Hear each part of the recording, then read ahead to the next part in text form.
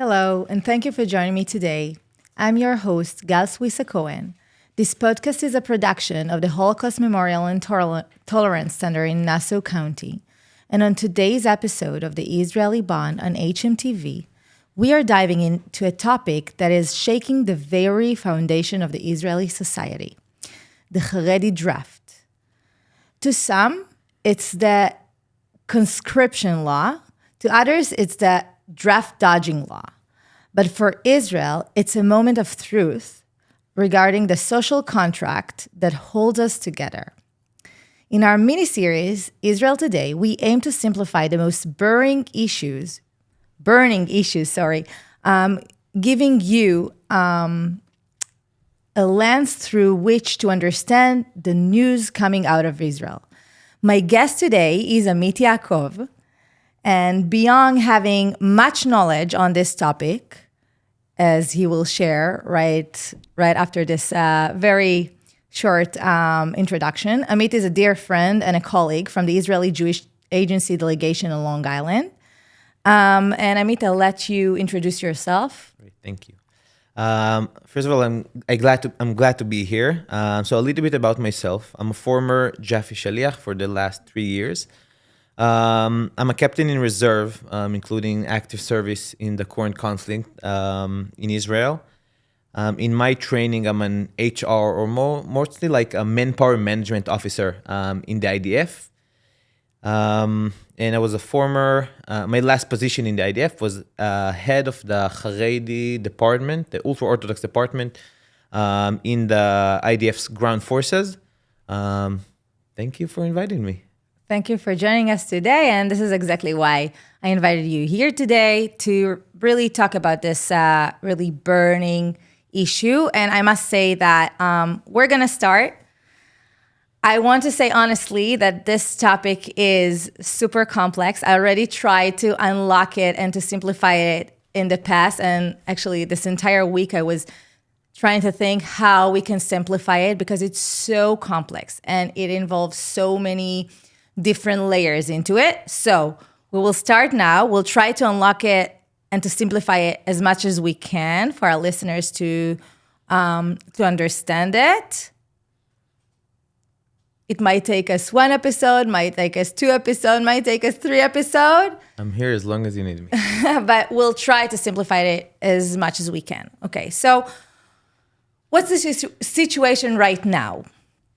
Right now, it's a very burning topic, as we said. If you open the news from Israel, you would see that there is an outrage in the Haredi streets against some law. So the situation currently is as such. On March 31st, the government is supposed to submit the budget for next year.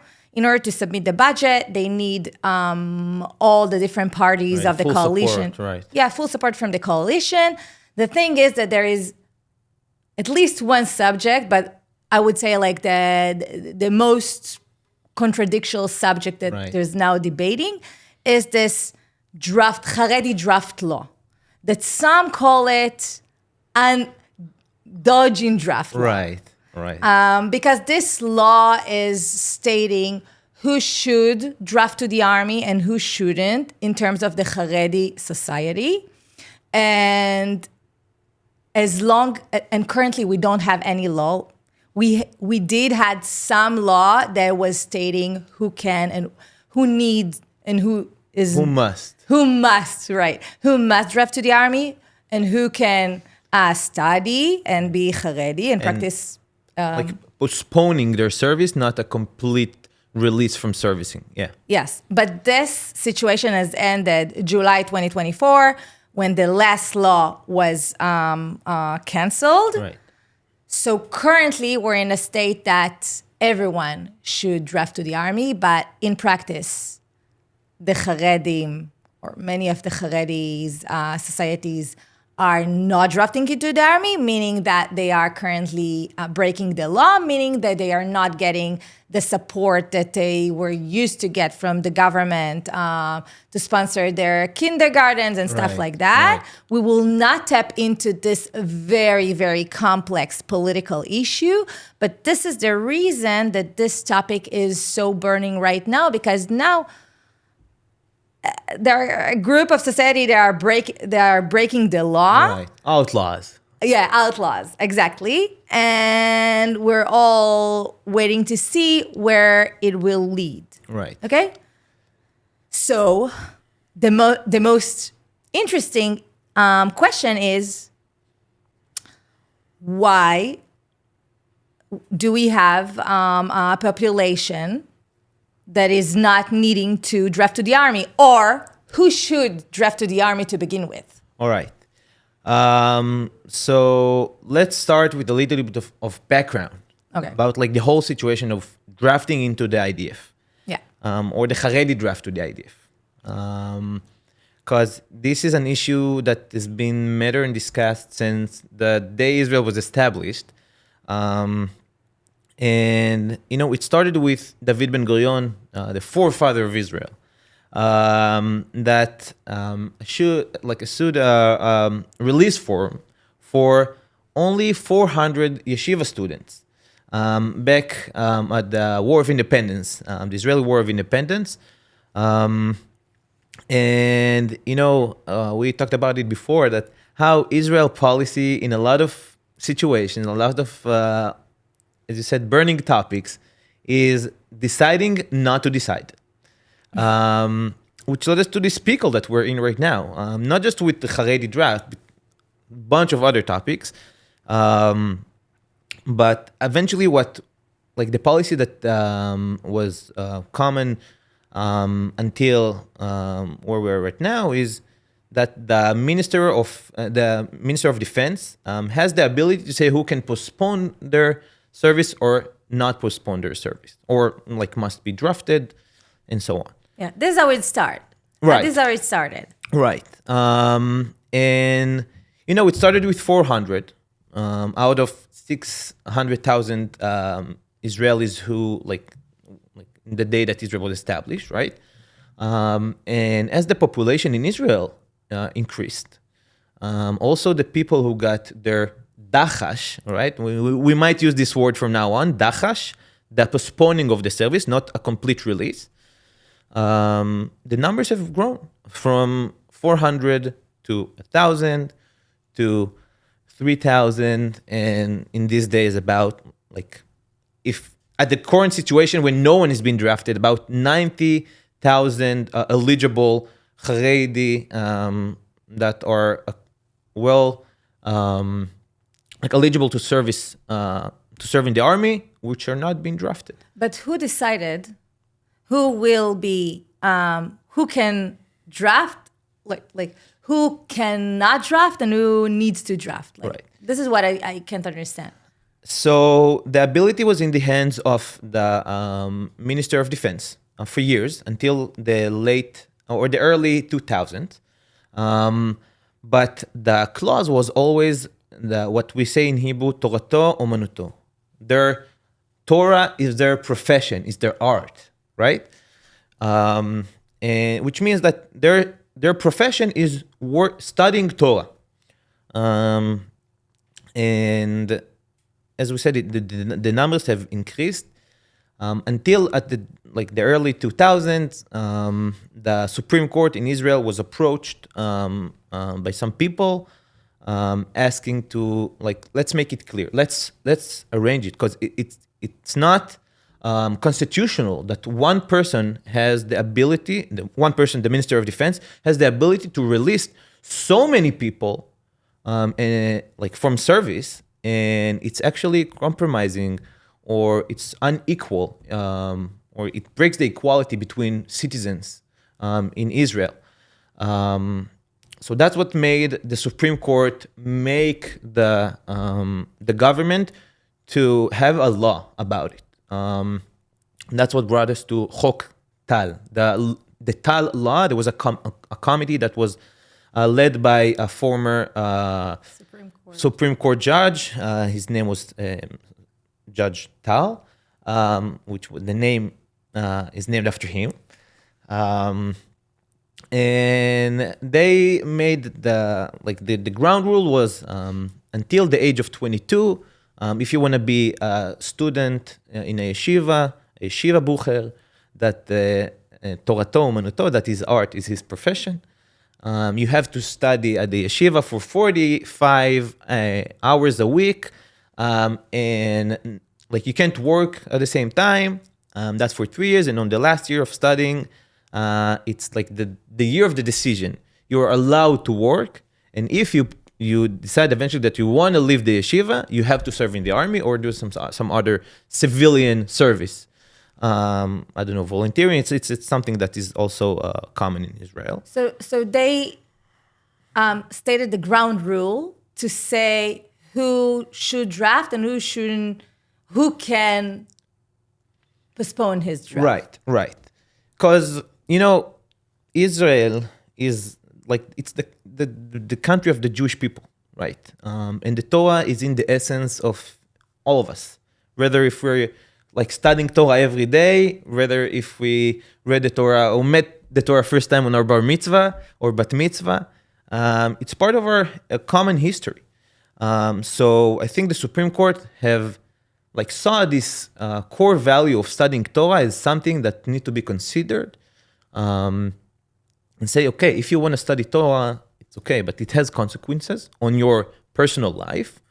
But if you decide that studying Torah, it's not the path you choose for yourself, and you choose to, I don't know, have maybe better life, like working, earning your own salary, and not being dependent on someone else, it's okay. But you have to pay your civilian duties, right? So this is how they thought they're making it equivalent. Right. Equal. Right. Because it's either if you think or if you see your profession as a Torah student, so go and study Torah, but you will not be able to work, you will not be able to do all these kind of stuff because this is your profession, you're studying Torah. If you're not a Torah student, this is not your profession, so go ahead, draft to the army like everyone else, and continue your life. And it sounds very reasonable to have this segmentation, right? Right. So what happened then? So at first, this committee thought it would actually increase the numbers of people who are from Haredis who will join the army. Because they thought that a lot of people will not want to, it's not that many people that feels that their profession is Torah, so they might as well go to the army and then work and everything. Right. And the government will assist with some financial aid to those students, right? Because they have, if their Torah is their profession, they have, they can eat Torah, right? Yeah.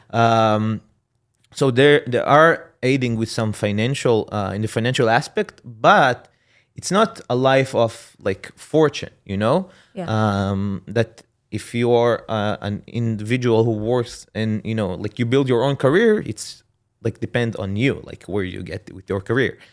So they thought that this life of, just studying Torah will actually encourage Haredis to join the army, or let's say not join the army, because that's the symptom, right? To join the working society in Israel, but it didn't happen for various of reasons. One of the things that the fact that they're not going to work throughout their Torah study or their throughout the week was assigned by the yeshivas themselves, right? So there was no one who can actually supervise what's going on within the yeshivas. That's one of them.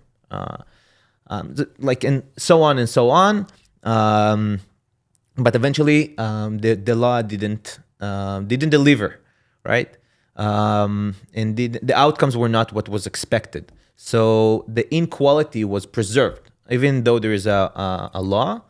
And another approach to the Supreme Court made the Supreme Court say, okay, where we have to cancel the law because it's the inequality is still there. But why it wasn't working exactly? Because eventually, like there were so many people who decided to stay in the yeshiva, like under the umbrella of the law, right? But what is wrong with that? What is wrong with people who study Torah in the yeshiva? They're not working. They're not like trying to have a better start to their life, Right. Instead of going to the army. They're studying Torah. Right. As you said, it's the Jewish state. Right. It's very important to study Torah, to preserve Torah. I study Torah. Like I grew up in a religious, like Orthodox high school. I was part of the Orthodox Scouts in Israel. After I graduated my high school, I went to a 2-year pre-military academy, a religious Orthodox pre-military academy, because I wanted to study. And most of my studies were Torah. But eventually, you can't fight tanks with Torah. And it's something that, Torah and like the military service or, protecting your land, protecting your people, they go hand by hand, right? And I think it's alongside the fact it's super important to study Torah. When you, as a society, send your children, right, your daughters and sons to the army, which, I don't want to send my kids to the army. I bet you don't want to send your kids to the army. You can argue, but I don't want them to risk their lives. In a utopic world, yeah, right? Armies are not needed. We don't want to send our kids to do something that it's dangerous, but we understand that it's vital. We have to do that in order to stay here. So as far as it's important to study Torah, you can't have one society or few societies in Israel send their kids or serving in the army while one doesn't put their society in the danger of serving in the army because they're doing something else. It just, as the Supreme Court said it's not equal. So that's why the only thing that made the Supreme Court say this must change is not the IDF demanding more soldiers. I mean, this is our outcomes, but the basic essence of it is just inequality. So that's what made them make the government to think of a different method, a new method, in order to make the Haredi population to serve. Okay, so now we're in a situation. We're talking about the 90s or the beginning of the late 90s, beginning of 2000. 2000. So we're in a situation that we realize that the law is still unequal. I guess that also a lot of... in 2002, it's when the law was passed. In 2012, it's when the Supreme Court said it's not equal. We have to change. I mean, it didn't work. Because also the numbers have grown. That's the thing. The numbers have grown, yeah. So if we were talking like in the early or middle of the 90s, about 5.4% of all the 18-year-olds who can serve in the army that were released from service or postponed until full release, from 18-year-olds who can serve. So from 5.4, it increased to 7.4, right? And it's like tens of thousands of people. So I don't know, one battalion is about 700 people. So if you say 3,000 people that don't serve, it's a whole brigade sometimes, or a small brigade. So it's not just that people were saying, "Oh, it's inequality. We want them to have," because at the end of the day, people are not equal because of many reasons. Because you're born to different families, to different states. It's not only that people felt that they're like the inequality and it's not fair. It was more so that like the army, I guess, needed more working hands.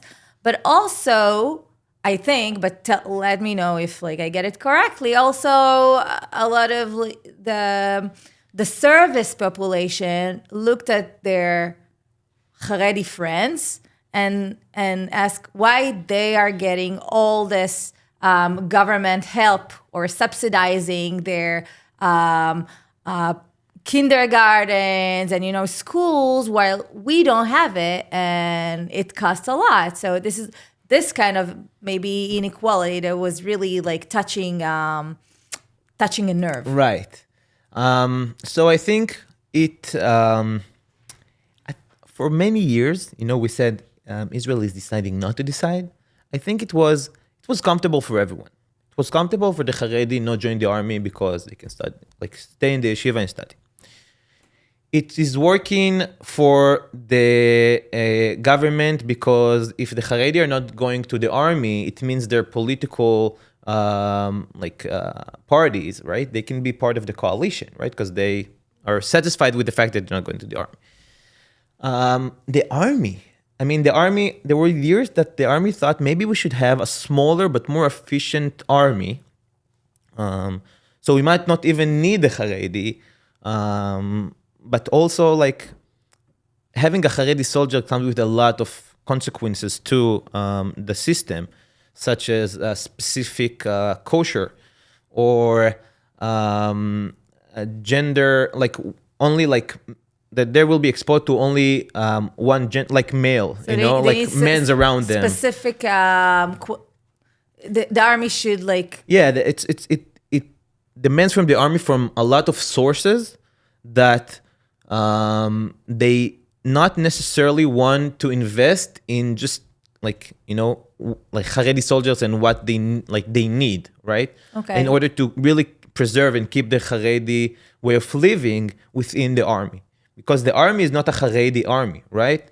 Of course, the Jewish values are there, and like kosher and I don't know, Pesach kosher, Passover kosher, whatever. It's all there, but the Haredi way of living, it's different, Yes.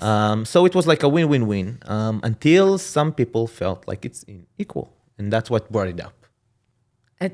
To begin with. Right, to begin with, yeah. Okay, so we're reaching out the end of this episode, and I want to tap into, dive into how the army looks like for the Haredim to understand exactly what's the barriers of the Haredim going or drafting to the army. Barriers or what are the solutions, but we will tap into that in our next episode. So I want now to thank you for tuning in into this first episode of us, me and Amit, discussing on trying to unlock this complex topic of Haredi drafting into the army. If you enjoyed exploring the information, history, and stories of today's conversation, be sure to check out our other podcasts on hmTv.